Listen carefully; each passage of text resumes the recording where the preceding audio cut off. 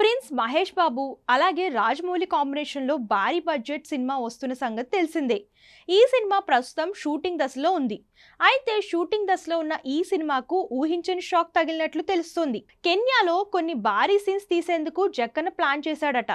కెన్యాలో అడవిలో action scenes తీసేందుకు భారీ ఏర్పాట్లు కూడా చేశారట.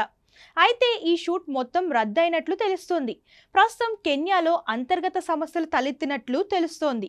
అక్కడ కొన్ని ప్రాంతాలలో శాంతి భద్రతల పరిస్థితులు అనుకూలంగా లేవని సమాచారం అందుతోంది.